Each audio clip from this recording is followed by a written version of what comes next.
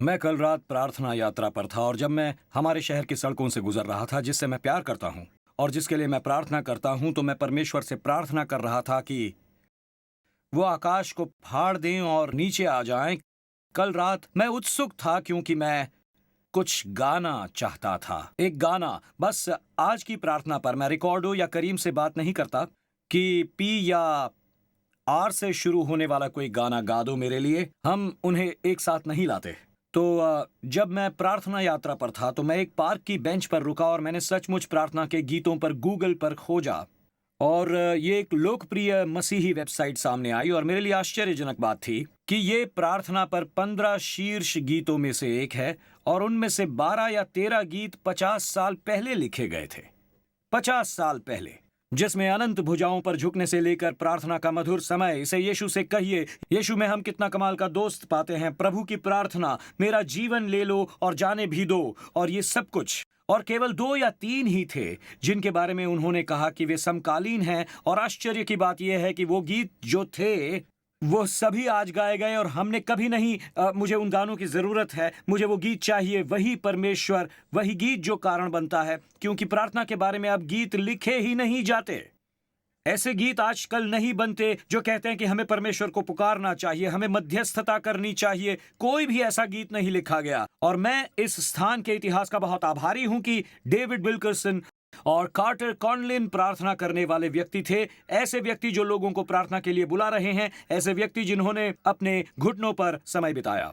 लेकिन ऐसा लगता है जैसे हम आज स्वर्ग को नीचे लाने का कोई तरीका ढूंढने की कोशिश कर रहे हैं। और दोस्तों, मैं आपको बता दूं कि स्वर्ग तब तक नीचे नहीं आता जब तक चर्च में प्रार्थना शुरू ना हो। वचन 1 में यशाया पुकारता है कि हम चाहते हैं परमेश्वर नीचे आए, लेकिन फिर वचन 7 में यशाया विलाप करते हुए कहता है, परंतु हमारे पास कोई ऐसी चीज नहीं जो उनके हृदय को उत्साहित कर सके। पर फिर वचन 7 में वो कहता है, प्रभु का नाम पुकार रहा है, वो कौन है? कौन उनके हृदयों को उद्वेलित करता है? प्रार्थना करने वाले व्यक्ति को स्वर्ग मिलता है, जाति को पैरों पर वापस खड़ा करने के लिए। इसे मिस मत कीजिए, हमें चर्च को फिर से उनके घुटनों पर लाने की जरूरत है। परमेश्वर हमें इसीलिए बुला रहे हैं। महान रिवाइवल के इतिहासकार जे एडविन ने इसे इस प्रकार कहा। वो कहता है कि इतिहास उन पुनरुत्थानों के बारे में चुप है जो प्रार्थना से शुरू नहीं हुए, और ये कि जब तक प्रार्थना नहीं होगी जागृति नहीं आती। और इसलिए आज जो खतरनाक है वो ये है कि हम पाते हैं, चूंकि मैं आपको कुछ पलों में चुनौती देना चाहता हूं और मैं चाहता हूं कि दुनिया भर से आज जो अगुए मुझे देख रहे हो वो मुझे सुने। एक प्रार्थना रहित चर्च विकल्प और पर्याय ढूंढेगा।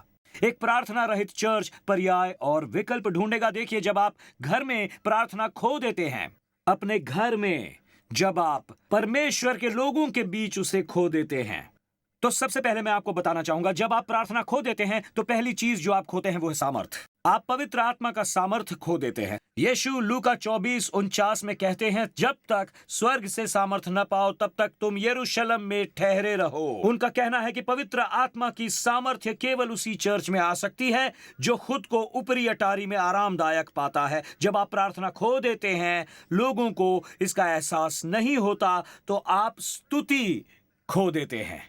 क्योंकि उसे सुनिए जो वो भजन संहिता 22:6 में कहते हैं कि जो यहोवा के खोजी हैं वे उसकी स्तुति करेंगे, मनोरंजन नहीं करेंगे, संगीत या संगीतकारों की ओर नहीं देखेंगे, बल्कि जो परमेश्वर के खोजी हैं वे उसकी स्तुति करेंगे। यही भजन संहिता में लिखा है, मैं पढ़ रहा हूं। और जब आप प्रार्थना खोते हैं, आप बुद्धिमत्ता खोते हैं।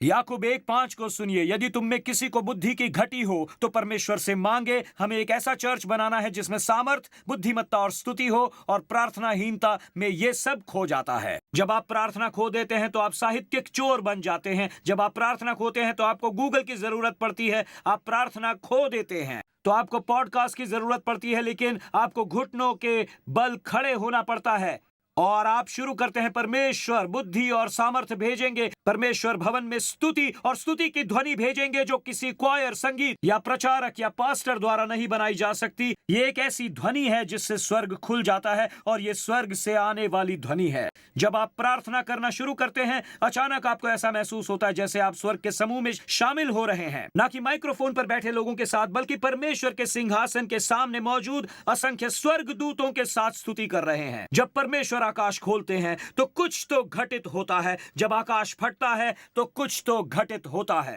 जब प्रार्थना खो जाती है तो चर्च में काउंसलिंग बढ़ जाती है, क्योंकि अचानक आपको इसकी जरूरत पड़ती है। छुटकारे के बजाय परामर्शदाताओं की जरूरत पड़ती है। देखिए, स्तुति के लिए सहारा चाहिए। उपदेश देने वाले सूचना देने वाले बन जाते हैं और अभिषेक हथकंडों को रास्ता देता है। और मैं यहाँ बस इतना बताने आया हूँ कि हमें ऐसे लोगों की जरूरत है जो प्रार्थना करें, जो कहें, हे परमेश्वर, आकाश को फाड़ कर एक बार फिर उतर आओ और हमारे देश में और हमारी जाति में, दुनिया भर में कुछ करो, और आपके देश में भी ऐसा करो। यीशु ने मत्ती 21:13 में कहा कि मेरा घर किसका घर कहलाएगा?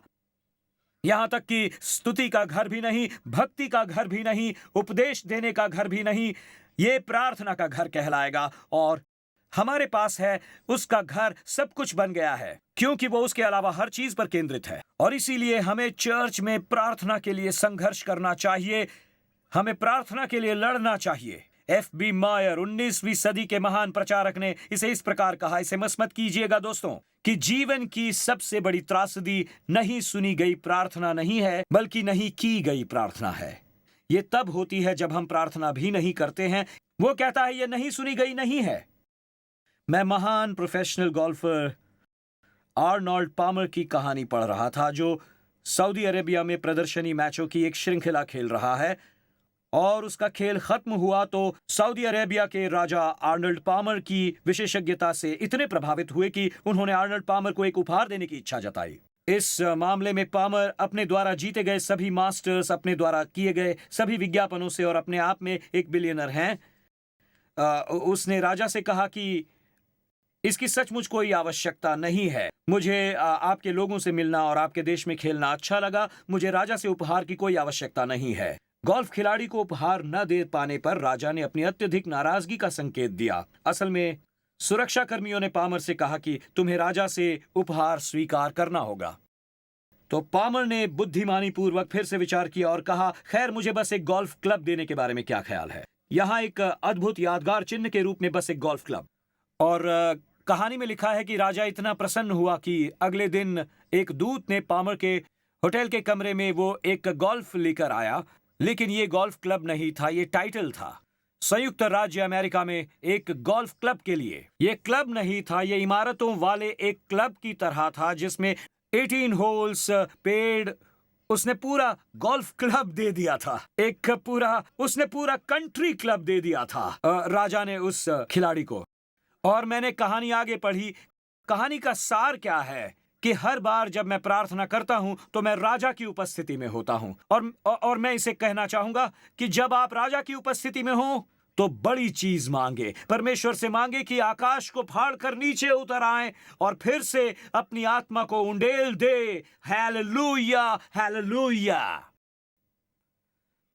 मैक्स लुकेडो ने इसे इस प्रकार कहा, वो कहता है प्रार्थना की सामर्थ्य प्रार्थना करने वाले में नहीं बल्कि उसे सुनने वाले में होती है। यही है वो जो हमारे निर्बल अनुरोध को स्वीकार कर सकता है और महान और शक्तिशाली कार्य कर सकता है। तो कहां हमें बेहतर काम से शुरुआत करनी है? वो ये अक्षर है P, यानी प्रार्थना, क्योंकि हम राजा से प्रार्थना कर रहे हैं, हम राजाओं के राजा से बात कर रहे हैं।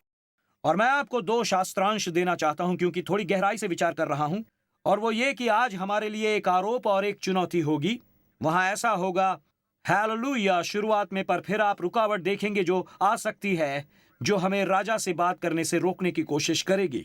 और इसलिए मैं आपको 2 शास्त्रांश देना चाहता हूं। मैं आपको देना चाहता हूं भजन संहिता 65 पर आइए। यही कारण है कि हम प्रार्थना क्यों करते हैं। जब हम चर्च में फिर से प्रार्थना करना शुरू करते हैं, और फिर मैं 1 राजाओं अध्याय 20 में समाप्त करूंगा, जो चुनौती है प्रार्थना करने के लिए। चुनौती से पहले आरोप। मैं आपको बाइबल में परमेश्वर के लिए अपना पसंदीदा नाम क्या कहता हूं उसके बारे में बताना चाहूंगा। मैं क्वायर को गाते हुए सुनता हूं कि मेरा परमेश्वर अद्भुत है। कितना अद्भुत गीत है, मेरे छुटकारा दिलाने वाले, मेरे चंगाई दाता।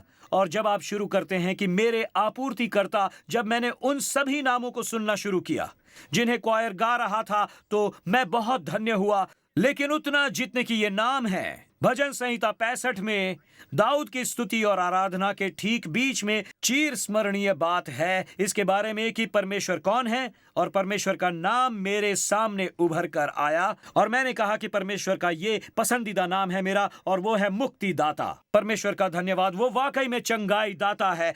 कितने लोगों को उनकी चंगाई का अनुभव हुआ है? जैसा कि हम गीत में गाते हैं, वो एक चेन ब्रेकर है। कितने लोगों की जंजीरें टूटी हैं अपने जीवन के कारावास से। मैं बस आपको बता रहा हूं कि मैं परमेश्वर का धन्यवाद करता हूं कि वो एक उद्धार करता है, वो मेरा उद्धार है, वो मेरी बुद्धिमत्ता है। पर मैं आपको बता रहा हूं कि उस बीच में जब दाऊद स्तुति कर रहा था, मैं यकीन से नहीं कह सकता कि दाऊद को एहसास क्या हुआ होगा, पर अपनी स्तुति में वो प्रार्थना के बारे में कुछ क्रांतिकारी कहेगा। यह तकरीबन वैसा ही था जैसे दाऊद स्तुति कर रहा हो और उसके बगल में कोई ऐसा कह रहा हो जैसे वाह, ये अद्भुत है। उसे सुनिए जो भजन संहिता 65 वचन 1 में दाऊद कहता है। वो कहता है, स्तुति करो। और हम उस पर वापस आएंगे कि वो ऐसा क्यों लिखता है कि स्तुति बाट जोहती है। एक संस्करण में लिखा है कि हमारी ओर से स्तुति बाट जो रही है। ये पूर्वानुमान इसलिए है क्योंकि हम जानते हैं कि चीख पुकार होगी। वो कहता है, परमेश्वर ये रहा मेरा पसंदीदा नाम। हे प्रार्थना के सुनने वाले, मैं आपको बता रहा हूं, ये जानने के लिए अन्य सभी नामों को रखिए कि ये परमेश्वर है जो प्रार्थना को सुनता है। मेरा दिल एकदम उछल पड़ा उसे सुनकर, उछला या चल पड़ा, जो भी आप समझ लीजिए।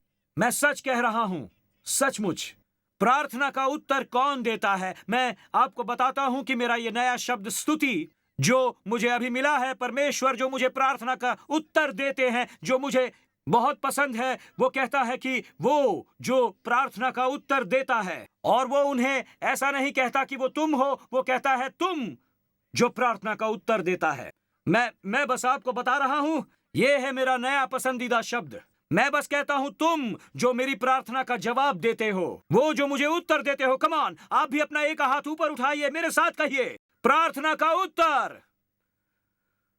और इसलिए वो पहले भाग में कहता है, वो कहता है, इसे मत चूकिए, वो कहता है हमारी स्तुति तेरी बाट जोहती है, क्योंकि हमारी स्तुति प्रतीक्षा कर रही है, क्योंकि हम जानते हैं, वचन 2, आप प्रार्थना का उत्तर देते हैं। हमें प्रचारक की जरूरत नहीं है, हमें संगीत की भी आवश्यकता नहीं है, हमें इसकी आवश्यकता नहीं है, क्योंकि हमसे पर्याप्त स्तुति होने वाली है, क्योंकि आप प्रार्थना का उत्तर देते हैं। क्योंकि दोस्तों, और यदि आपने कभी प्रार्थना नहीं की है और प्रभु ने प्रार्थना का उत्तर नहीं दिया है, तो मैं आपको बता रहा हूं, आप स्तुति और आराधना में कुछ चूक रहे हैं। जब आप इसे करते हैं तो कुछ होता है। उन्होंने मुझे चंगा किया है, मेरा उद्धार किया है, मेरा मार्गदर्शन किया है, ट्रेन में मेरी रक्षा की है, एफ ट्रेन से। मैं यहां थोड़ा व्यक्तिगत हो रहा हूं। जी हां, मामला थोड़ा पर्सनल है। प्रभु जो प्रार्थना का उत्तर देते हैं, हालेलुया।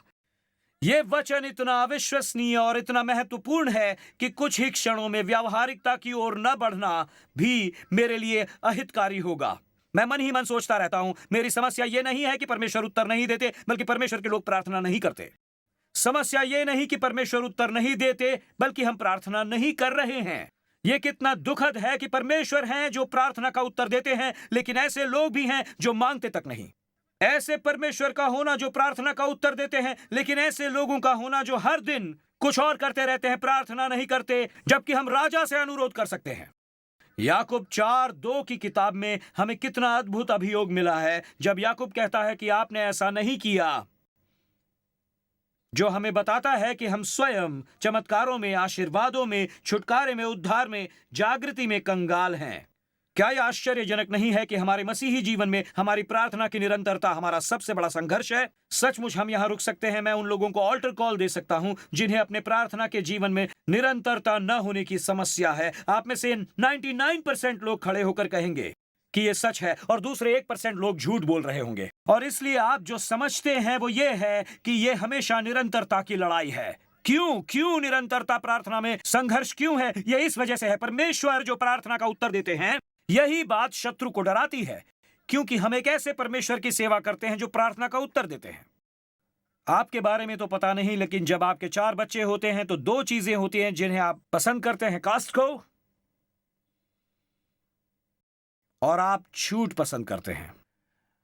आप इसे पाने का हर तरीका तलाशते हैं, और इसलिए जब आप घर के लिए कोई उपकरण या कुछ खरीदते हैं जो बहुत महंगा होता है, काफी डॉलर्स होते हैं जिसके, आप पूछते हैं कि क्या कोई सेल लगा है, क्या कोई छूट है। इसी कारण जब आप छूट पर कुछ खरीदते हैं तो आप कहते हैं फला वेबसाइट पर यह बेस्ट डील है। आप उस रेफ्रिजरेटर या वॉशर के लिए $300 या $400 भुगतान करते हैं, और कोई कहता है आप किस ग्रह पर हैं जहां आप छूट पर रेफ्रिजरेटर या वॉशर खरीदते हैं, लेकिन अचानक वे चले जाएंगे। मगर यदि आप इसे इस कीमत पर खरीदते हैं तो इसे भेजकर आपको 150 या 200 वापस मिल जाएंगे। दोस्तों, वो ऐसा नहीं करते क्योंकि वो उदार हैं। वो ऐसा इसलिए कर रहे हैं क्योंकि आप इसे कभी नहीं भेजते। क्या आप जानते हैं कि इन कंपनियों ने क्या खोजा है? उन्होंने ये खोजा कि उन्होंने कहा अगर हम छूट देकर लोगों से अतिरिक्त शुल्क लेते हैं तो उन्हें पता चला कि केवल 18% लोग ही इसका दावा करते हैं। कितने लोग परमेश्वर के सबसे अद्भुत नाम को भुनाते हैं? प्रभु जो प्रार्थना का उत्तर देते हैं, प्रभु जो प्रार्थना का उत्तर देते हैं। मैं उस परमेश्वर को भुनाना चाहता हूं जो प्रार्थना का उत्तर देते हैं, जो आरंभ करते हैं ताकि हम उन्हें पुकार सकें। वो परमेश्वर आज हमारे लिए एक चुनौती है। देखिए मत्ती 6 में यीशु पहाड़ी उपदेश में कुछ ऐसा कहते हैं जो बाइबल में कहीं और नहीं मिलता। ये प्रार्थना से जुड़ा हुआ है। ये प्रार्थना से जुड़ा हुआ है। ये एक गहरा वचन है, ठीक बीच में, पहाड़ी उपदेश के बिल्कुल बीच में। और यीशु ऐसा कहते हैं, यीशु कहते हैं कि ये आज हम सभी के लिए एक चुनौती है। उसे सुनिए जो वो कहते हैं। तो आप अपने कमरे में जाकर अपने पिता से प्रार्थना करें जो गुप्त स्थान में है, और आपका पिता जो गुप्त में देखते हैं आपको खुले तौर पर प्रतिफल देंगे। जिसका अर्थ है कि उस वचन को एक पल के लिए यहां रखिए, जिसका अर्थ है कि प्रार्थना कभी भी समय की बर्बादी नहीं है। यदि आप ऐसा करेंगे तो परमेश्वर उन लोगों को हमेशा प्रतिफल देंगे जो अंदर जाएंगे। लेकिन यहां एक आश्चर्यजनक बात यह है, इसे देखिए, परंतु जब तू प्रार्थना करे तो अपनी कोठरी में जा और द्वार बंद करके अपने पिता से जो गुप्त में है प्रार्थना कर, और तब तेरा पिता जो गुप्त में देखता है तुझे प्रतिफल देगा। और यहां एक आश्चर्यजनक बात यह है, बाइबल में यह एकमात्र वचन है जिसमें एक वचन सर्वनाम है 8 बार, तू तू तू तू तू तू तू तू तू तू। यह कहता है कि यह आपके लिए एक चुनौती है। वचन पर वापस आइए, हम वचन पर वापस आते हैं। परंतु जब तू प्रार्थना करे तो अपनी कोठरी में जा और द्वार बंद करके अपने पिता से जो गुप्त में प्रार्थना कर, और तब तेरा पिता जो गुप्त में देखता है तुझे प्रतिफल देगा। मुझे लगता है कि यह आपके लिए एक चुनौती है। जरा सोचिए इस बारे में, सोचिए जरा। मैं चाहता हूं कि चर्च प्रार्थना करें, मैं चाहता हूं लोग प्रार्थना करें। नहीं, हम चाहते हैं कि आप प्रार्थना करें, क्योंकि हम चाहते हैं कि आप समझना शुरू करें। हम समझते हैं कि यह एक चुनौती है, प्रार्थना करना एक चुनौती है। A.W. टॉजर ने इसे इस तरह से कहा कि वो कहते हैं जागृति या खुले स्वर्ग की इच्छा करना और साथ ही साथ प्रार्थना की उपेक्षा करने, यानी कि ये एक मार्ग की कामना करना और दूसरे मार्ग पर चलने जैसा है। ये ऐसे काम नहीं करता। अब दोस्तों, एक चर्च के रूप में मैं समझता हूं कि लोग चर्च को बाहर से देखकर कहते हैं चर्च को देखो, यहाँ कुछ गड़बड़ है, और अंदर सब गड़बड़ चल रही होती है। और ये बाहर लोग हैं जो कहते हैं कि हम गड़बड़ी में हैं, है ना? मैं अंदर जाना चाहता हूं क्योंकि बाहर गड़बड़ी है और अंदर और भी गड़बड़ी है। और ये ठीक है, हम सिर्फ ऐसे लोग हैं, हम परमेश्वर को बस पुनर्निर्माण करने दे रहे हैं और वो हमारे अंदर फिर से कुछ कर रहे हैं। दोस्तों, हम सही नहीं हैं। मैं इसे आपके लिए इस तरह कहना चाहूंगा, कब्र पर लगाया गया मेरा पसंदीदा पत्थर, उसने इसे पहले ही बना लिया था। रूथ ग्रैहम द्वारा इसे बनाया गया था। उसने इसे बिली ग्रैहम की मृत्यु से पहले ही बनाया था। उनकी पत्नी रूथ ग्रैहम का निधन हो गया, लेकिन निधन से कई साल पहले वो एक दिन कार चला रही थी। अपनी कार में उसने निर्माण क्षेत्र में प्रवेश किया और वो अंत तक पहुंच गई, और एक संकेत में लिखा था, ये निर्माण का अंत है, आपके धैर्य के लिए धन्यवाद। वो कहती है, मैं अपने समाधि के पत्थर पर यह लिखवाना चाहती हूँ, निर्माण का अंत, आपके धैर्य के लिए धन्यवाद, जो यहाँ और वहां है। आप उत्तरी कैरोलिना जाएं, जहां रूथ ग्रैहम की और उसकी कब्र पर गंभीरता से ये लिखा हुआ है। और मैं यही कह रहा हूं, उस क्षण के बारे में कह रहा हूं जब हम ईसाई बनते हैं। हम पीले शंकु, पीले संकेत रखते हैं, क्योंकि हम सब बनाए जा रहे हैं जो ये कहने की कोशिश कर रहे हैं, परमेश्वर हम आपको चाहते हैं, हमें आपकी जरूरत है, आपकी मदद की जरूरत है। आप अपनी आत्मा में देखिए, अभी इस पुलपिट के चारों ओर येलो कोन्स लगाए गए हैं। धैर्य रखिए, मेरे साथ धैर्य रखिए, हम अंडर कंस्ट्रक्शन हैं, लेकिन एक दिन आएगा जब हम बनाए जाएंगे, उसके अंत तक पहुंच जाएंगे, जब हम उन्हें देखेंगे जैसा कि वो कहते हैं। मैं परमेश्वर का शुक्रिया अदा करता हूं, अचानक उस दिन बनाया जाना समाप्त होगा, पर हम अभी हैं अंडर कंस्ट्रक्शन। यही कारण है कि महान गीतकार जॉन न्यूटन, जिन्होंने अमेजिंग ग्रेस लिखा है, उन्होंने इस तरह से इसे कहा, मैं वो नहीं जो मैं हूं और जो बनना चाहता हूं, और मैं वो भी नहीं हूं जो मैं उम्मीद करता हूं जब मैं स्वर्ग में जाऊंगा। लेकिन परमेश्वर का धन्यवाद हो कि अब मैं वो नहीं हूं जो मैं हुआ करता था। कितने लोग हाथ उठाकर कह सकते हैं कि मैं वो नहीं हूं जो मैं हुआ करता था? क्या पूरी दुनिया में या इस जगह में कोई है जो ये कह दे कि यदि आप मेरा जीवन देख रहे हैं तो मैं अभी बनाया जा रहा हूं? कोई और है जो अपना हाथ उठाकर ये कहना चाहता है मैं अभी बनाया जा रहा हूं? इस टीम में आपका स्वागत है। टाइम स्क्वायर चर्च में आपका स्वागत है। यहां हर जगह येलो कोन्स हैं। जबकि हम जानते हैं कि परमेश्वर हमेशा प्रार्थना का उत्तर देते हैं, वो प्रार्थना का उत्तर देते हैं। तो चुनौती क्या है?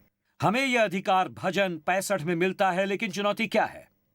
मैं इसे पढ़कर इतना प्रभावित हुआ कि मैंने कहा कि हे परमेश्वर, कृपया मेरे जीवन में ऐसा कभी ना होने देना।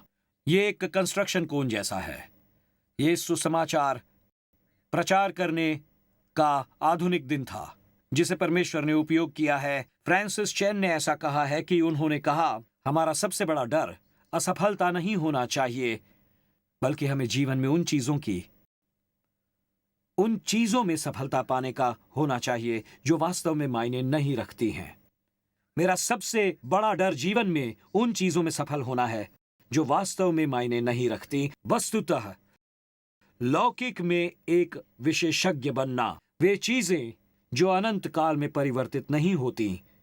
और इसलिए इस नाम को समझने के लिए आप जो प्रार्थना का उत्तर देते हैं, परमेश्वर, मैं इसी में विशेषज्ञ बनना चाहता हूं। मैं यही चाहता हूं, मैं प्रार्थना करना चाहता हूं। मेरे प्रार्थना जीवन के आसपास भी बहुत सारे कंस्ट्रक्शन कोन्स हैं। चारों ओर मेरे जीवन के कंस्ट्रक्शन कोन्स हैं। लेकिन हे परमेश्वर, मैं आपको धन्यवाद देता हूं। हम अंडर कंस्ट्रक्शन है, पर ऐसा नहीं है, ऐसा नहीं है। जब आप गाड़ी चला रहे हो, तब क्या आपने कभी ऐसी सड़क पर ड्राइव किया है जिसे वर्षों से बनाया जा रहा है? क्या वे इस पर कभी काम कर रहे हैं? क्या किसी ने कभी इस बारे में सोचा? हम न्यूयॉर्क वासी कभी ऐसा नहीं सोचते, कभी भी हम ऐसा नहीं सोचते। लेकिन मेरे लिए आश्चर्यजनक बात क्या है? वो ये कि परमेश्वर हमेशा हम पर काम कर रहे हैं। पवित्र आत्मा हमेशा हम में काम कर रहे हैं। मैं आपको 2 वचन बताना चाहता हूं, पुराने नियम से 2 वचन जो कि बाधा है। ये धारा एक बड़ी कहानी के बीच में, और किसी कारण से पवित्र आत्मा जब हमें थोड़ी रुकावट आती है। भजन 65 में दाऊद की स्तुति के क्षण में, पहला राजा की पुस्तक 20 अध्याय में ये बड़ी कहानी मेरे सामने आई, जिसे मैं अब आपको बताने जा रहा हूं, क्योंकि ये उन चीजों में सफल होने का खतरा है जो वास्तव में मायने नहीं रखती। क्योंकि ये उन चीजों में सफल होने का खतरा है जो वास्तव में मायने नहीं रखती। ये सिर्फ 2 वचनों की कहानी है। ये एक लड़ाई के बीच में है। पुराने नियम में इस्राएल और अरामियों के बीच युद्ध हो रहा है, और जब राजा वहां से गुजर रहा था, जब इस्राएल का राजा गुजर रहा था, तो इस 2 वचन का संवाद अप्रतिरोध्य है। आज मैं इसी से समाप्त करना चाहूंगा। जब मैं समाप्त कहता हूं तो लोग अच्छी तरह जानते हैं कि ऐसा कहना कोई मायने नहीं रखता। मैं बस आपको बताना चाहता हूं। तो अगर आप हमारे साथ यात्रा पर हैं और जवाब है नहीं, तो चलिए मैं आपको ये पढ़कर सुनाता हूं। पहला राजा अध्याय 20। और जब राजा वापस होकर जा रहा था, ये एक ऐसा वृतांत है जब वो युद्ध में से होकर जा रहा था। जब राजा इस मनुष्य के पास से गुजरा, तो उसने राजा को पुकार कर कहा, जब तेरा दास युद्ध क्षेत्र में गया था, तब कोई मनुष्य मेरी ओर मुड़कर किसी मनुष्य को मेरे पास ले आया और मुझसे कहा, इस मनुष्य की चौकसी कर। यदि ये किसी रीति से छूट जाए तो उसके प्राण के बदले तुझे अपना प्राण देना होगा, नहीं तो किक्कार भर चांदी देना पड़ेगा। वो यहाँ क्या कह रहा था कि अब तुम जेलर बनने जा रहे हो। ये एक युद्ध बंदी है। और अब देखिए ये व्यक्ति क्या कहता है, और ये भाग है जिसने दृढ़ विश्वास दिलाया, और मैं यहीं पर अंतिम समय बिताना चाहता हूं। और उसने कहा कि फिर वो न मिला, आपका दास व्यस्त था। इस्राएल के राजा ने उससे कहा, तेरा न्याय होगा, तूने स्वयं निर्णय लिया है। ये वो हिस्सा है जो मुझको मिला। दोस्तों, जबकि आपका दास इधर उधर व्यस्त था, मुझे जो मुख्य बात करनी चाहिए थी उससे मैं चूक गया। ये देखिए, मुझे इस कैदी पर नजर रखनी चाहिए थी, पर मैं घायल हो गया था। ये मेरा कर्तव्य था। यही वो चीज थी जिससे मैं सफल हुआ, क्योंकि ये जीवन और मृत्यु का मामला था। लेकिन जब मैं इधर उधर व्यस्त था, तब मैंने उन चीजों की उपेक्षा की जिन पर मुझे नजर रखनी चाहिए थी। वो ये भी नहीं बता सका था कि वो क्या कर रहा था। वो बस इधर उधर व्यस्त हो गया था। वो बस बहुत खतरनाक है ये, जब हम गति को प्रगति या व्यस्तता को उत्पादकता समझ लेते हैं। ये एक चुनौती है कि मुझे प्रार्थना करनी चाहिए जो मैं कर रहा हूं। मैं 59 का हूं और इस साल 60 का हो जाऊंगा, लेकिन ये मेरे साथ 40 साल पहले 19 साल की उम्र में हुआ था। डेट्रॉइट में वो मेरा पहला साल था। मैं बहुत थक गया था। हर दिन प्रचार करने के लिए सड़कों पर जाता था। पूरी गर्मी में दिन में 5 घंटों तक, सोमवार से शुक्रवार हम बाहर जाते थे 12 से 5। हम लोगों से मिलते थे, उन्हें बांटते थे, नई पीढ़ी के लोगों से मिलते थे और हम उन्हें एक चीज बांटते थे, उसे कहते थे ट्रैक्स। कितने लोगों को याद है ये ट्रैक्स? ट्रेन की पटरियां नहीं, ये छोटी पुस्तिकाएं, ये सुसमाचार पुस्तिकाएं। हम ट्रैक बांटते थे 5 घंटों तक, सप्ताह में 25 घंटे। और मैं आपको बताता हूं कि 1 महीने या लगभग 2 महीने तक कोई भी नहीं बचाया गया। जब लोग मेरी टीम में थे, 0। हमें कोई सफलता नहीं मिली, लेकिन मैं बाकी की चीजों को करने में बहुत ज्यादा व्यस्त था। कभी मैं ये करता, कभी वो करता, और मैं कभी नहीं भूल पाऊंगा कि मैं इतना असंतुष्ट कब हुआ था। मैंने कहा, परमेश्वर, मैं बाकी सब कुछ कर रहा हूं, लेकिन शायद जो चीज मुझे करनी चाहिए उसे मैं नहीं कर रहा। और मैंने 19 साल की उम्र में एक प्रतिबद्धता की। मैंने कहा, हे परमेश्वर, मैं उठूंगा। यहां तक कि वहां कोई एक रैंप भी नहीं था, फिर भी मैंने कहा, मैं उठूंगा। और उस समय सुबह के 7 बजे होंगे और मैं प्रार्थना करूंगा, और 1 घंटे तक प्रार्थना करता रहा कि आप इस शहर की सड़कों पर आए। मुझे पवित्र आत्मा की आवश्यकता है। मैं असफलता से बहुत परेशान हो गया था। मैं इतना परेशान था कि मुझ में कोई ताकत नहीं बच गई थी, क्योंकि जब आप प्रार्थना खो देते हैं, आप ताकत भी खो देते हैं। जब आप प्रार्थना खोते हैं, आप बुद्धिमत्ता खो देते हैं। और इसीलिए मेरे पास उनमें से कुछ भी नहीं था। कोई उम्मीद नहीं थी कि परमेश्वर वापस आएंगे और लोग बचाए जाएंगे। ऐसा कुछ भी नहीं था, ऐसा कुछ भी नहीं होने वाला था। और मैं सुबह 7 बजे उठने लगा। और दोस्तों, मैं आपको अपनी प्रार्थना का समय बता सकता हूं। हो सकता है मैंने पहले 3 मिनट के लिए कुछ हालेलुया कहे हों, और मैं 57 मिनट तक बैठा रहता था कि मैं यहां हूं। मैं हर सुबह 57 मिनट तक बैठा रहता था। बस, मैं सच बता रहा हूं, मैं बैठा रहता था। तो परमेश्वर मुझसे परेशान नहीं हुए थे। वो ऐसा नहीं कहते थे कि ठीक है, कुछ तो कहो। मैं वहां बैठा रहता था, और मैं आपको बता दूं, हर सुबह मुझे ऐसा लगता था कि स्वर्ग खुलने लगा है और परमेश्वर ने मेरे दिल में कुछ कहना शुरू कर दिया। और 19 साल की उम्र से मैं उनका बहुत आभारी हूं। मुझे याद है, जब अगले सप्ताह सफलता मिलने लगी और परमेश्वर मेरे साथ चलने लगे, तो लोग बचाए जाने लगे। ये ऐसा था जैसे परमेश्वर प्रार्थना का जवाब देते हुए कह रहे हो, आप जो प्रार्थना का जवाब देते हो, मांगो, बस मांगो। मांगो, लोगों को बचाने के लिए मांगो, परिवारों को बचाने के लिए मांगो, जीवन साथी को बदलने के लिए मांगो। आप जो डेनमार्क से देख रहे हो, आप मांगो। और जो केन्या से देख रहे हैं, वो जो प्यूर्टोरिको या इटली से देख रहे हैं, आप बस मांगो, परमेश्वर से मांगो। मांगो परमेश्वर से। मांगने में कुछ भी कमी न करें। परमेश्वर आप ही हैं जो परमेश्वर का उत्तर देते हैं। स्तुति आपकी बाट जोहती है। इस घर में स्तुति दबे पांव आपका इंतजार कर रही है, परमेश्वर की प्रतीक्षा कर रही है। जो प्रार्थना का जवाब देते हैं, वो मेरे घर में प्रकट हो, मेरे बीमार शरीर में प्रकट हो, मेरे उड़ाऊ बच्चे में प्रकट हो, मेरी नौकरी में दानवी सुपरवाइजर में प्रकट हो, और कुछ ऐसा करने के लिए प्रकट हो जो मैं नहीं कर सकता। क्योंकि जब मैं आपके साथ हाथ मिलाता हूं, तो ये युद्ध की घोषणा है, और ये कहता है, मैं अपने घर में, अपनी शादी में, अपने जीवन में, अपने दिमाग में, अपने मन में गड़बड़ी नहीं आने दूंगा। अपने घर में, अपनी शादी में, अपने जीवन में, दिमाग में गड़बड़ी नहीं आने दूंगा। और आज मैं हाथ जोड़कर परमेश्वर से युद्ध लड़ने के लिए कहता हूं। महान ईसाई मनोवैज्ञानिक डॉक्टर जेम्स डॉबसन ने यह कहा है, सुनिए ध्यान से, यदि शैतान आपसे पाप नहीं करवा सकता तो आपको व्यस्त कर देगा। और वो कहता है, ये बिल्कुल उसी तरह की बात है। लोगों, देखिए जरा, अपने फोन बाहर निकालिए, मेरी ओर मत देखिए, अपने फोन बाहर निकालिए और इसे ट्वीट कीजिए, क्योंकि ये बहुत महत्वपूर्ण है। उस मनुष्य ने यहीं पर गड़बड़ कर दी। ये इतना व्यस्त हो गया कि वो प्रार्थना से चूक गया, और उस कैदी की चौकसी करने से चूक गया। मैं सेवकाई में इतना व्यस्त हो गया, उस वक्त मैं प्रार्थना भी नहीं कर पाया, इतना बिजी हो गया। लेकिन मैं आभारी हूं कि परमेश्वर ने मुझे उस उम्र में पकड़ लिया, क्योंकि हमारा लक्ष्य व्यस्त होना नहीं है, बल्कि समय का सदुपयोग करना है। समय का सदुपयोग। परमेश्वर ने हमें यही करने के लिए बुलाया है। सुनिए, हम समय का सदुपयोग करके अपने जीवन को व्यवस्थित कर लेते हैं। हम विशेषज्ञ बन जाते हैं, या जब समय का सदुपयोग करते हैं तो हम उस चीज में सर्वश्रेष्ठ हो जाते हैं जिसमें हमें होना चाहिए। इफिसियों 5:16 सुनिए, अवसर को बहुमोल समझो। क्यों? क्योंकि दिन बुरे हैं, या बाइबल इसे यूं कहता है, अपने समय का अधिकतम लाभ उठाओ क्योंकि दिन बुरे हैं।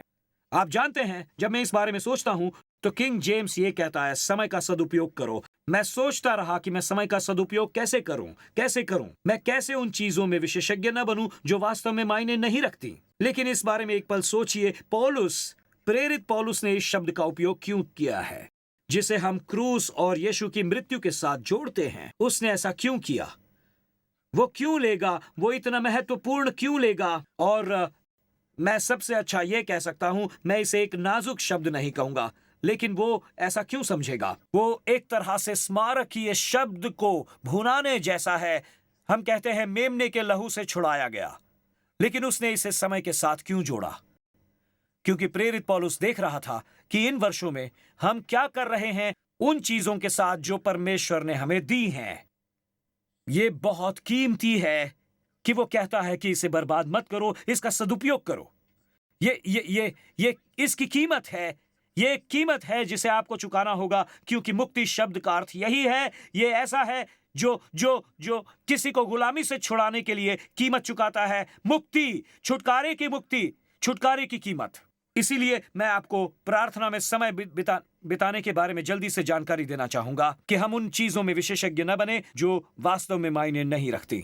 मैं होना चाहता हूं, मैं अगर किसी चीज में सफल होना चाहता हूं, सच्चे दिल से कहता हूं, मैं प्रार्थना में सफल होना चाहता हूं। क्योंकि परमेश्वर प्रार्थना का उत्तर देते हैं। यही कारण है कि मैं प्रार्थना करना चाहता हूं। इसीलिए मैं कह रहा हूं, यह मेरा अधिकार है। मैंने पढ़ा, मैंने कहा, वो उद्धार करता है, वो प्रदाता है, वो परमेश्वर है जो उद्धार करता है, लेकिन वो प्रार्थना का जवाब भी देते हैं। तो ये है जो मैंने सीखा है। इन 3 बातों को संक्षेप में लिखिए, और मैं जल्दी भी कहूं तो इसका कोई मतलब नहीं है, इसलिए आप मेरी बात सुनिए, लिखिए इसे। मैं जल्दी से बताता हूं। मैं जल्दी से बताता हूं इसे। सबसे पहले, परमेश्वर को प्रथम बनाइए, ना कि अपने दिन का पहला हिस्सा। उन्हें प्रथम बनाइए। परमेश्वर को देखें। परमेश्वर की बातें सप्ताह में एक दिन काम नहीं करती हैं। ये धर्म है। जब लोग, यही कारण है कि बाइबल यीशु के साथ हमारे रिश्ते को विवाह की तरह संदर्भित करती है। हम दुल्हन हैं, वो दूल्हा हैं। दोस्तों, क्या आप जानते हैं कि सिंडी और मेरे बीच किस तरह का रिश्ता होता अगर मैं केवल रविवार को उससे बात करता? हाँ, इस पॉइंट पर मेरे आसपास और भी ज्यादा येलो कोन्स होते, कंस्ट्रक्शन येलो कोन्स। आपका संबंध सही नहीं हो सकता। आप केवल रविवार को परमेश्वर से बात करने का रिश्ता नहीं रख सकते।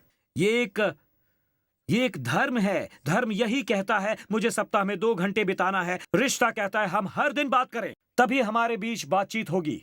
एक दिन मैं फोन पर बात कर रहा था। सिंडी और मैं कुछ दिनों के लिए शहर से बाहर गए थे, और मैं अपना फोन देख रहा था क्योंकि हम अंदर थे। हमारा एक बच्चा किसी कार्यक्रम में लगा हुआ था, और मैंने अपने फोन को लाल होते हुए देखा। वहां लिखा था ड्रेडेड मोमेंट्स, मतलब बैटरी खत्म हो रही थी, चार्जिंग खत्म हो रहा था, और ज्यादा समय नहीं था हमारे पास। बैटरी कम हो रही थी और कुछ ही क्षणों में फोन कट गया, और इसे वापस लाने के लिए चार्जर ढूंढना होगा ताकि उसे चार्ज करके वापस शुरू किया जाए।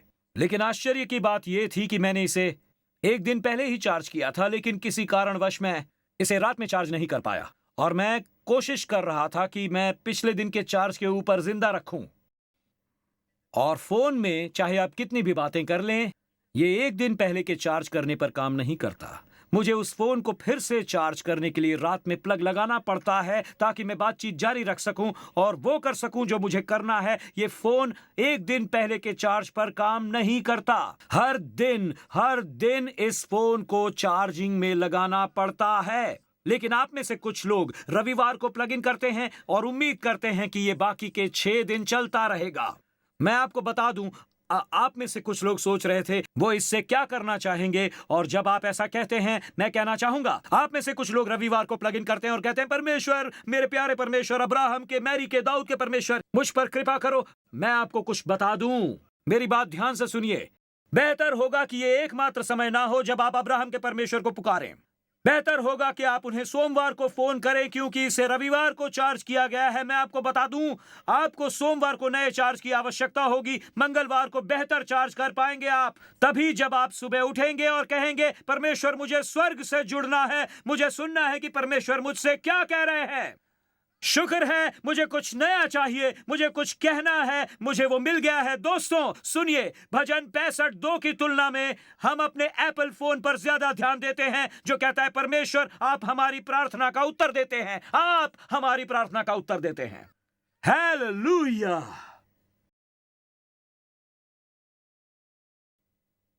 हमें हर दिन प्लग इन करना होगा। यही समय है। सुनिए, चेलों ने यीशु को तभी देखा था जब वो हर सुबह उसके साथ जुड़ते थे।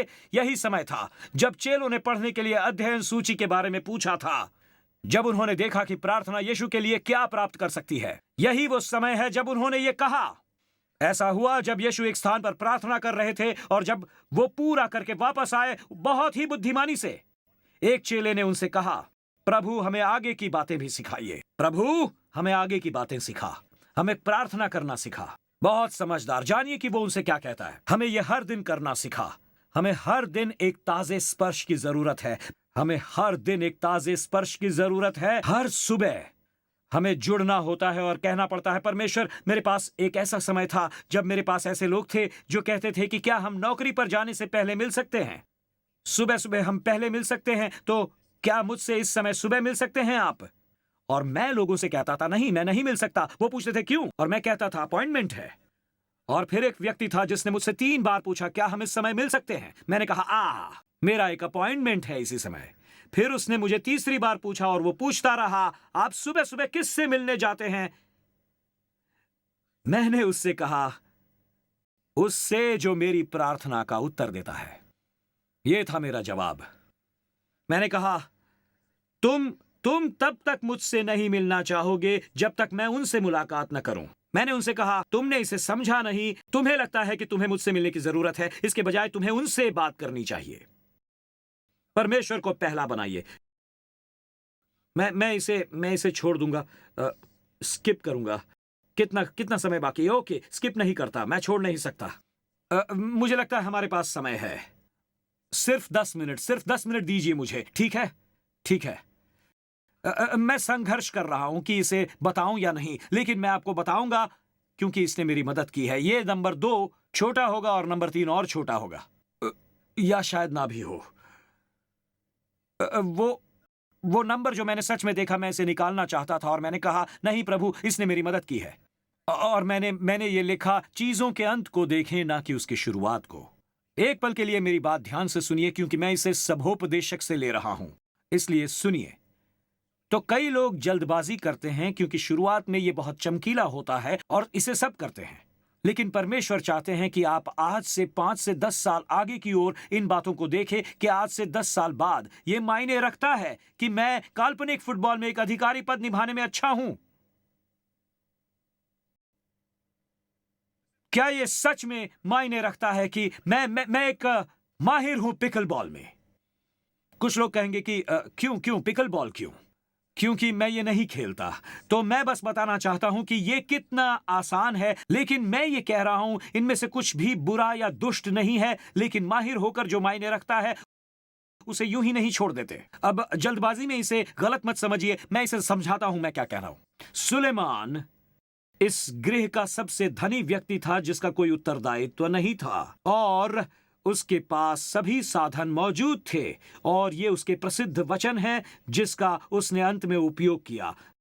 सब कुछ व्यर्थ है, सब कुछ व्यर्थ है। ये एक महत्वपूर्ण शब्द है, क्योंकि वो ये नहीं कहता कि सब कुछ वो नहीं कहता कि सब कुछ निकम्मा या बेकार है। वो कहता कि वो व्यर्थ है। ये शब्द व्यर्थ बहुत बड़ा है। इब्रानी भाषा चित्रात्मक है, और मैं आपको दिखाऊंगा कि इस शब्द का असली मतलब क्या होता है, मन में क्या था।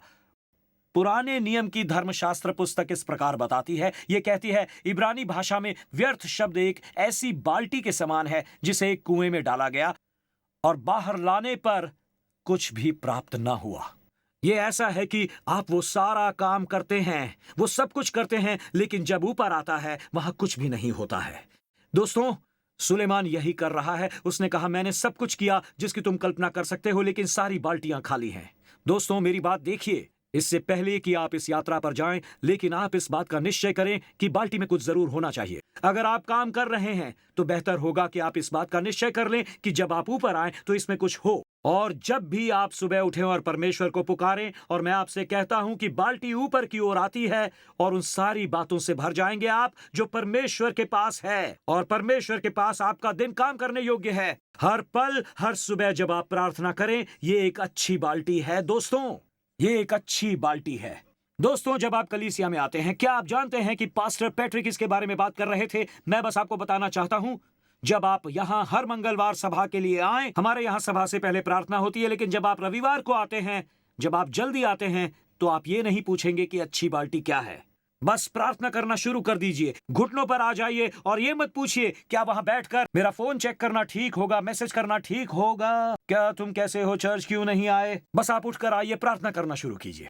और हर रविवार को आप तय करते हैं कि मैं वहां जाकर प्रार्थना करूंगा। टेक्सटिंग नहीं, किसी तरह का कोई मैसेज नहीं, मैं चलकर सबसे आगे आऊंगा और प्रार्थना करना शुरू करूंगा, पर्दा उठे उससे पहले। और आप कहेंगे ये अच्छी बाल्टी है, उस अच्छी बाल्टी को भरते हैं। और कितने लोग ये कहेंगे कि हम ये कहना शुरू करेंगे कि ये एक अच्छी बाल्टी है। और अब आखिर में संगीत बजाने वाले आ गए हैं। मैंने सच कहा था कि ये शॉर्ट रहेगा। और तीसरी बात, जब आप प्रार्थना करते हैं तो आप परमेश्वर को अपने जीवन के हर क्षेत्र में आमंत्रित करते हैं। आप परमेश्वर को सारी बातों में आमंत्रित करते हैं। इसे समझ लीजिए, यह बहुत अहम है। क्या आप जानते हैं, यह था पौलुस ऐसा कहता है, समय को बहुमूल्य जानो क्योंकि दिन बुरे हैं। समय को बहुमूल्य जानो, ये गिनती है हर दिन की, हर घड़ी की, हर पल की। और जब परमेश्वर इसमें शामिल होते हैं, मैं आपसे कहता हूं, इसमें सामर्थ है, स्तुति है, बुद्धि है, वो सब कुछ है जो परमेश्वर देते हैं। एक नाम जो कलीसिया के इतिहास में खो गया है, वो है मैं सभी जवानों से कहूंगा, उनकी किताबें, उनकी जीवन कथा, उन्होंने किताबें तो नहीं लिखी, लेकिन उनके विश्वास की जीवन कथाओं ने मुझे एक हद तक चुनौती दी है। और उन्होंने इंग्लैंड के ब्रिस्टल में एक अनाथ आश्रम का निर्माण किया। उसका नाम था जॉर्ज मुलर। और उनकी जीवन कथा में उन्होंने लिखा है, और इसी बात ने समय को बचाने के विषय में मुझे चुनौती दी है। और उन्होंने कहा, अगर मेरे पास काम करने के लिए एक दिन में 5 घंटे हैं, तो उन्होंने कहा मैं पूरे 5 घंटे काम करूं, लेकिन मैं और अधिक प्राप्त करूंगा अगर 1 घंटा प्रार्थना करूं और 4 घंटे काम करूं। क्या बात है। आप बस वहीं बैठे रहिए, मैं इसे समझा देता हूं, वहीं बैठे रहिएगा। शायद इस तरफ वालों को डाउट है, इसलिए मैं इसे समझा देता हूं ठीक से। म्यूलर ने कहा, यदि मेरे पास 5 घंटे हैं, फिर से देखते हैं, इसे ठीक से समझा देता हूं दोबारा, इस तरफ के लोगों के लिए आसान करके। यदि मेरे पास 5 दिन में 5 घंटे हैं, मैं 1 घंटा प्रार्थना करके भी अधिक प्राप्त कर सकता हूं, और 5 घंटे काम करने के बजाय सिर्फ 4 घंटे काम करूंगा। मैं आपको एक और अवसर देता हूं, मैं आपको एक और अवसर दूंगा, मैं और अधिक प्राप्त कर सकता हूं। मैं इसे समझाता हूं ठीक से। इस तरफ वालों को फिर से समझाता हूं, एक बार फिर से मेरे साथ कहिए, लेकिन समझिए इसे, यह कितना अहम है, समझिए। मुझे लगता है कि इनमें से एक वचन, मुझे लगता है कि यह नए नियम में यीशु के जीवन के रहस्यमय वचनों में से एक होना चाहिए, जिसमें समय को बचाने के विषय में लिखा है। जब आप यीशु को अपने जीवन में आमंत्रित करते हैं, तब आपके समय को वो बचाता है। वो समय को लौटाएंगे, उन वर्षों को जिसे कीड़ों ने खा लिया था, उन वर्षों को वापस लौटाएंगे, उन वर्षों को वो वापस लौटाएंगे। यह यूहन्ना अध्याय 6 में है, मैं आपको पढ़कर सुनाता हूं। और यही है जहां आपको परमेश्वर को पुकारना है, जो प्रार्थना का उत्तर देता है। आप जो प्रार्थना का उत्तर देते हैं, इसे सुनिए। यूहन्ना 6:16। फिर जब संध्या हुई तो उसके चेले झील के किनारे गए। आप जानते हैं कि जब यीशु आपको किसी नाव पर यात्रा करने के लिए भेजते हैं, आंधी आ रही है, एक समय पर यदि मैं एक चेला होता, मैं उस नाव पर नहीं जाता, क्योंकि यहां यात्रा में जहां जाते हैं हमेशा साथ में आंधी आती है, और कुछ कारण से आप सो रहे होते हैं या नहीं होते। ऐसा ही होता है, इसे ध्यान से देखिए। और नाव पर चढ़ने के बाद वे झील पार करके कफरनहूम को जाने लगे और अंधेरा हो गया था और यीशु अब तक उनसे मिलने के लिए नहीं आए थे। चेले उस तेज आंधी के कारण घबरा गए थे और वे पतवार चलाकर 3 या 4 मील तक आ गए थे और उन्होंने यीशु को पानी पर चलते हुए देखा। जब यीशु नाव के करीब आते गए, वे सब डरने लगे, लेकिन यीशु ने उनसे कहा, अब डरो मत। ध्यान से देखिए, यही है वो बात। तो वो उन्हें ग्रहण करने के लिए तैयार थे। अब मरकुस में देखें इसे। तो वो उन्हें नाव में स्वीकारने के लिए तैयार हो गए। ओके, आप देखिए वहां क्या हुआ। वो उन्हें नाव में लाते हैं और तुरंत ही नाव भूमि पर पहुंच जाती है जहां वो जा रहे थे। ठीक है, मैं कह रहा हूं, मैं इसे इस तरफ कोशिश करता हूं। आपके पास अवसर था, आपने अच्छा किया था। वो वहां थे, नाव चला रहे थे और वो नाव ठीक से नहीं चला पा रहे थे। यीशु, अब आप आते हैं, क्या आप मेरे जीवन में आएंगे? क्या आप मेरे इस दिन में आएंगे? क्या आप मेरी इन परिस्थिति, इन हालातों में मेरे साथ आएंगे? और परमेश्वर कहते हैं, तुम इस चीज को कई दिनों से चला रहे हो, वर्षों से, सप्ताहों से, महीनों से, और परमेश्वर कहते हैं, लेकिन तुमने मुझे आमंत्रित नहीं किया। मुझे अंदर आने दो, मैं तुम्हारे समय को बचाऊंगा और तुम्हें वहां ले जाऊंगा जहां तुम्हें होना चाहिए। तुम्हें मुझे सिर्फ नाव में लाना है। Hallelujah, hallelujah, hallelujah. आइए मेरे साथ खड़े हो जाइए। हालेलुया। आप जो प्रार्थना का उत्तर देते हैं, हालेलुया, हालेलुया, हालेलुया। ये अद्भुत है। यदि वे उन्हें अंदर आमंत्रित नहीं करते तो वे अब भी नाव चला रहे होते शायद। काश हम ये कर पाते। यीशु को नाव में ले आओ, उन्हें अपने जीवन में ले आओ, उन्हें अपने दिन में ले आओ। मैं तो एनवायू में अध्यापक हूं, उन्हें एनवायू में ले आओ, उन्हें फॉर्डम में ले आओ, उन्हें कोलंबिया में ले आओ। परमेश्वर को हर जगह ले आओ। उन्हें मैनहट्टन कॉलेज में ले आओ, उन्हें विश्वविद्यालय में, यूनाइटेड स्टेट्स में जहां आप देख रहे हैं, हार्वर्ड में ले आओ, उन्हें एलए में ले आओ। परमेश्वर को हर जगह ले आओ। परमेश्वर ये कर सकते हैं। आपको पता है, हम सिर्फ पतवार चलाते रहते हैं। उन्हें अंदर आमंत्रित करें तो आप ऐसा ही करें। आप इसे कहिए, परमेश्वर, परमेश्वर, मैं आपको आमंत्रित करने जा रहा हूं। आप भीतर आइए, मेरी मदद कीजिए। और पता है वो क्या करेंगे? आपके समय को बचाएंगे। सारी मेहनत जो करीम और गायकों ने, सभी ने की, परमेश्वर कहते हैं, मुझे आमंत्रित करो, मुझे तुम्हारे समय को बचाने दो। आप कहेंगे, मैंने पढ़ाई की, मैंने ये किया, मैंने वो किया, मैंने ये सब कुछ किया। वो मदर टेरेसा और भारत में दान के मिशनरी कार्यों को लेकर क्रोधित होते थे, क्योंकि वे कलकत्ता में मर रहे लोगों के साथ काम करते थे। भारत के शहर कलकत्ता में जहां लोग मर रहे थे, और वो हर दिन कहते थे, जब वे मरते हुए लोगों के बीचों बीच काम कर रहे थे, वो बस वहां से चले जाते थे मरते हुए लोगों के बीच, जब 2 घंटों के लिए। मुझे लगता है इतना समय ही था, मुझे असल में याद नहीं वो। और जितने दर्शक आते थे वो कहते थे, क्यों यहां इतनी जरूरत है, यहां इतनी जरूरत है। और उन्होंने इसके विषय में ऐसा ही कहा। उन्होंने कहा, प्रार्थना के बिना काम करने से सिर्फ वही बातें प्राप्त हो सकती हैं जो मनुष्य के लिए संभव है। हम खाने के लिए नहीं जाते हैं, हम विश्राम करने नहीं जाते, प्रार्थना करने जाते हैं, ताकि हम वापस आए, वही करें जो केवल परमेश्वर इन परिस्थितियों में कर सकते थे। इसी तरह से आप जानते हैं वो क्या कह रहे थे? यदि हम जाकर प्रार्थना नहीं करेंगे तो हम पूरा समय बस पतवार चलाते रहेंगे, लेकिन यदि हम परमेश्वर को लाएंगे, बैम, तुरंत सूखी भूमि पर, तुरंत भूमि पर आ जाएंगे। ये अद्भुत है। जब आप इस वचन को देखेंगे, उन्हें आमंत्रित करें। दोस्तों, मुझे सुनिए, ऑनलाइन जो बालकनी में है, जो उपभवन में है, सुन रहे हैं, यहां नहीं आ पाए, आमंत्रित करें, उन्हें बदलने दें। आप में से कुछ 40, 50, 60 वर्ष के हैं और अब भी पतवार चला रहे हैं। आपका जीवन सुंदर होगा, बच्चे, नाती पोते, आपको वो सब पसंद होगा। लेकिन आप सोचते हैं, क्योंकि मैंने बच्चों के साथ अच्छा नहीं किया, उनके बच्चों के साथ अच्छा नहीं किया। आप पतवार चला रहे हैं। मैं इसे ठीक कैसे करूं पास्टर टिम? आप परमेश्वर को आमंत्रित करें, उन्हें इनवाइट करें, उन्हें अंदर आने दे। और परमेश्वर कहते हैं मैं समय को बचा सकता हूं, मैं समय को बचा सकता हूं, मैं समय को बचा सकता हूं। आप उन्हें केवल भाग नहीं बना रहे, पहला भाग बना रहे हैं। अब और खाली बाल्टियां नहीं होंगी, खाली बाल्टियां नहीं निकालेंगे आप। और परमेश्वर, मैं विश्वास करता हूं कि आप आएंगे, आप मेरे जीवन में कदम रख रहे हैं, आप मेरे जीवन में कदम रख रहे हैं, और मैं और मेरा जीवन आपका जीवन है। तो यहां मैं आपसे पूछना चाहूंगा, आप में से कुछ लोग अब तक नाव चलाते चलाते ही जा रहे हैं, लेकिन आज ये सब समाप्त हो जाएगा। आज हम उन्हें आमंत्रित करेंगे, हम उन्हें अपने जीवन में आमंत्रित करेंगे। शायद आपने पहले ऐसा ना किया हो। समाप्त करते हुए हम वो करेंगे जो आपने पहले नहीं किया।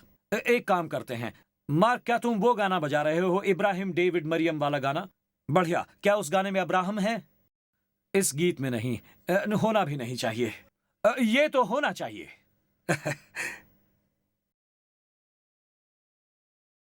उस गाने में पहला व्यक्ति कौन था? याकूब। ठीक है, याकूब। हाँ, नहीं, याकूब को उस गाने में होना चाहिए था। वो याकूब का जीवन बर्बाद ही था। याकूब को अपने जीवन में परमेश्वर को आमंत्रित करने की जरूरत थी। परमेश्वर का धन्यवाद हो, क्योंकि उन्होंने जो किया वो चमत्कार था। क्योंकि परमेश्वर के लिए अब्राहम इसहाक के साथ नाम जोड़ने का मतलब और याकूब के साथ अपना नाम जोड़ने का मतलब, ये मूर्खता थी। लेकिन आप जो प्रार्थना का उत्तर देते हैं, यदि कोई प्रार्थना है जिसे आप करना चाहते हैं जो बदलाव ला सकती है, वो है परमेश्वर मेरे जीवन में आइए और मुझे अंदर से बाहर बदल दीजिए। बाइबल इसे फिर से जन्म लेना कहती है। क्या मतलब है इसका पता है? फिर से अवसर प्राप्त करना। आपको एक और अवसर मिलता है, लेकिन इस बार आपका जीवन, आपकी नाव, इस बार आप अकेले नहीं हैं। आपके पास याकूब का परमेश्वर, दाऊद का परमेश्वर है, और जितने महान वो नाम है। क्या मैं आपको बता सकता हूं कि परमेश्वर के लिए मेरा मनपसंद नाम क्या है? वो जो प्रार्थना का उत्तर देता है। सबसे पसंदीदा नाम परमेश्वर के लिए मेरा,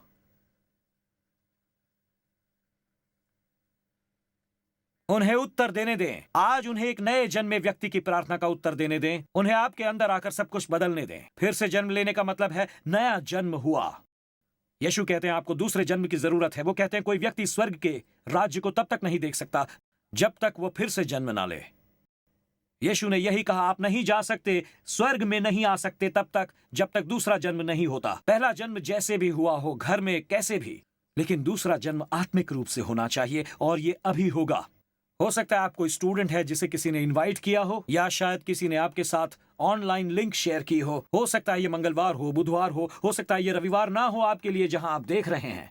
और जहां कहीं आप साउथ अफ्रीका, केन्या, यूक्रेन, रूस, जहां भी आप देख रहे हो, फ्रांस, लेकिन अब हमने उन्हें आमंत्रित किया है कि वो आकर सब कुछ बदल दें। आइए, कोई भी अपने सिरों को नहीं झुकाएगा, कोई भी नहीं करेगा। यहां कोई निजी बात नहीं है, आपके निर्णय लेने के बारे में है ये सब। कहिए, परमेश्वर आइए और मुझे बदल दीजिए। आप ये कहेंगे और आप कहते हैं, पास्टर टिम, मैं चाहता हूं कि वो आए, मेरे जीवन में आकर वो सब कुछ बदल दे। मैं उन्हें आमंत्रित करना चाहता हूं और मैं फिर से जन्म लेना चाहता हूं। ये एबीसी जितना आसान है। कबूल करना कि मैं पापी हूं, विश्वास करना कि परमेश्वर ने अपने पुत्र को मेरे पापों को सहने के लिए भेजा, और सी, उसे प्रभु कहकर अंगीकार करते हुए हर दिन ये करना। सिर्फ रविवार को नहीं, आज ये हो सकता है। फिर से जन्म लेने वाली ये प्रार्थना आपको इस यात्रा पर लाती है। यदि आज आप मेरे साथ कहते हैं, पास्टर टिम, मुझे अपनी नाव में उनकी जरूरत है, कोई हिचकिचाहट नहीं। वहां पर बालकनी में जो लोग हैं, पास्टर टिम, जब आप प्रार्थना कर रहे हैं मुझे उसमें शामिल कीजिए। अगर आप चाहते हैं तो अपना हाथ उठाइए, उठाइए अपना हाथ, कोई हिचकिचाहट नहीं। आप वहां वहां वहां वहां, वो जो बैठे हैं पीछे, आगे, बीच में, इस तरफ, और ऊपर जो लोग बैठे हैं गैलरी में, बालकनी में, वहां वहां वहां, वो सब मेरे साथ जुड़ेंगे और एक साथ कहेंगे, मैं आपसे दूसरा कदम उठाने के लिए कह रहा हूं। आप सब मेरी मदद करेंगे इसमें। आगे आ जाइए और आपको अपने हाथ उठाने हैं। चलिए चलिए, आ जाइए, आ जाइए। वहां वहां बालकनी वाले नीचे आ जाइए। यह बहुत ही महत्वपूर्ण है। आइए, सब मिलकर करते हैं। चलिए, अपनी सीट से उठ जाइए। आइए, परमेश्वर आपका साथ देंगे। आइए, मुझे खुशी है आज आप यहां आए हैं। मुझे खुशी है आप मेरे साथ जुड़कर यह कर रहे हैं। मुझे बहुत खुशी है। आइए आइए, किसी के लिए आपको रुकने की जरूरत नहीं। बस कहिए, मेरी नाव में आज परमेश्वर होंगे, मेरी नाव में आज परमेश्वर होंगे। मैं उन्हें आमंत्रित करता हूं, वो मुझे बदल देंगे और मैं नए सिरे से जन्म लूंगा। और आप अपने हाथ उठाइए, यहां पर आ जाइए सब। परमेश्वर आज ये आपके लिए करने वाले हैं, आज जरूर करेंगे। हम आपका इंतजार कर रहे हैं। बालकनी वाले नीचे आ जाइए, हम आपका इंतजार कर रहे हैं। हम परमेश्वर का इंतजार करेंगे। मुझे बहुत खुशी है आज आप यहाँ पर हैं, मुझे बहुत अच्छा लगा। कितनी अच्छी बात है, आ जाइए। यहाँ एक पूरा परिवार है, माँ और बेटी। Come on. क्या बात है, क्या बात है, क्या बात है। I love it, I love it, I love it, I love it, I love it. Hallelujah, hallelujah. ये सिर्फ शुरुआत है, ये सिर्फ शुरुआत है। जब हम मिलेंगे, अब आप पतवार चलाना बंद करेंगे, पतवार चलाना बंद करेंगे आप। जब परमेश्वर अंदर आएंगे, बालकनी वाले जल्दी से आ जाइए, हम आपका इंतजार कर रहे हैं। बालकनी से उतर कर आइए, नीचे आइए। Awesome, awesome. ये सारे लोग यहां आकर जुड़े हैं, ये बहुत ही अद्भुत बात है। इनके लिए एक नई शुरुआत है। ये शुरू करते हैं। आइए मेरे साथ जुड़िए। आप सब आए हैं, मुझे बहुत खुशी है। आप कहिए, अब कोई पतवार नहीं चलाएगा। अब पतवार चलाते रहने की जरूरत नहीं। अब ऐसा नहीं करना होगा, क्योंकि एक नई शुरुआत होने जा रही है। प्रार्थना करते हैं ऊंची आवाज में। यीशु, मेरा मानना है कि आप परमेश्वर के पुत्र हैं। मेरा मानना है कि क्रूस पर आपने मेरा पाप लिया, मेरी लज्जा ली, मेरी दोष भावना ली, और आप इसके लिए मरे। आपने अधोलोक का सामना किया ताकि मुझे न करना पड़े। आप मुर्दों में से जी उठे, मुझे स्वर्ग में एक स्थान, धरती पर एक मकसद और अपने पिता के साथ आज एक रिश्ता देने के लिए। आज प्रभु यीशु, मैं अपने पाप से मन फिराता हूं, नए सिरे से जन्म लेने के लिए। चलिए अब मेरे साथ जोर से कहिए, परमेश्वर मेरे पिता है, यीशु मेरे उद्धार करता है, पवित्र आत्मा मेरा सहायक है, बाइबल मेरी मार्गदर्शक है, और स्वर्ग मेरा घर है, यीशु मसीह के नाम पर। और सब मिलकर कहिए आमीन, आमीन। क्या परमेश्वर ने जो किया उसके लिए धन्यवाद कह सकते हैं?